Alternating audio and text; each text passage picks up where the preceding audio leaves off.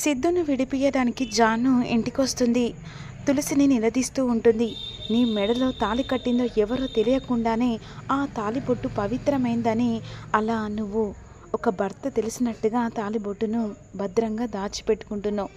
ఇప్పుడు ఏకంగా సిద్ధు నీ భర్త అని తెలిసిన తర్వాత నువ్వు ఎందుకు ఆలోచిస్తున్నావో అర్థం కావట్లేదు అంటుండగా, ఈలోపు తులసి వాళ్ళ నాన్న, నీకు అంతగా ఇబ్బంది అనిపిస్తే ఒక పని చేయమ్మా, నీ మెల్లో తాళి కట్టింది ఎవరో తెలిసిన తర్వాత నువ్వు ఇంట్లో ఉండాలనుకుంటే ఆ తాళిబొట్టు తీసి ఇక వెంటనే పక్కన పెట్టేసి, నా భర్త కావాలని నా భర్తతో నేను ఉండాలనుకుంటే నువ్వు ఆ తాళిబొట్టు మెల్లో ఉంచుకొని నీ భర్త గురించి ఆలోచించు అని చెప్పేసి అనేసరికి తులసి ఆలోచిస్తూ ఉంటుంది. ఇక తులసి వెంటనే స్టేషన్కి వెళ్దామని జానుతో అనేసరికి అందరూ సంతోషపడుతూ ఉంటారు. అప్పుడు వెంటనే తులసి జానుని తీసుకొని స్టేషన్కి వస్తుంది. జానుని చూసిన రియాక్షన్లో షాకింగ్గా చూస్తూ ఉంటారు. అదిగో సిద్ధు అక్క అని చెప్పేసి జాను అంటుంది. ఏంటి మీరెందుకు వచ్చారని చెప్పేసి ఎస్ఐ అడుగుతూ ఉంటారు. మేము కంప్లీట్ వాపస్ తీసుకోవడానికి వచ్చామని చెప్పేసరికి, ఏంటి కంప్లీట్ వాపస్ తీసుకునడానికి వచ్చారా? అవును, అసలు కంప్లీట్ ఇవ్వడం ఎందుకు, మళ్ళీ వాపస్ తీసుకోవడం ఎందుకు? అయినా కంప్లీట్ ఇచ్చిన తర్వాత వాపస్ తీసుకోవడానికి ఇక్కడ రూల్స్ ఒప్పుకునే సమస్య లేదు అని ఎస్ఐ అంటుండగా, ఏంటి ఎస్ఐ గారు, కంప్లీట్ ఇచ్చింది మాకే కదా, తనకు నచ్చకుంటే అతన్ని విడిపియాలని చెప్పేసి ఆలోచించి వచ్చింది.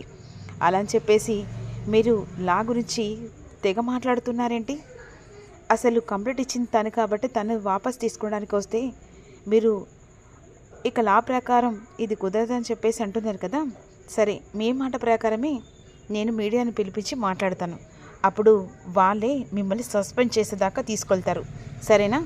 అయ్యో, అంత పెద్ద పెద్ద మాటలు ఎందుకమ్మా? సిద్ధుగారిని విడిపోయాలని కావాల్సింది. అమ్మ, ఈ పేపర్ మీద సంతకం పెట్టు అని వెంటనే అనేసరికి తులసి సిద్ధుని చూస్తూ సంతకం పెడుతుంది. ఇక కానిస్టేబుల్ అతన్ని విడిచిపెట్టండి అనేసరికి వెంటనే కానిస్టేబుల్ సిద్ధుని బయటికి తీసుకొస్తాడు. చాలా దెబ్బలతో బాధపడుతూ ఇక తులసి విడిపించిందని సంతోషంతో, ఎస్ఐ కొట్టారు కానీ నా భార్య వచ్చి విడిపించుకుంది. తన చేతుల మీదుగా ఈరోజు నేను బయటకు వచ్చాను.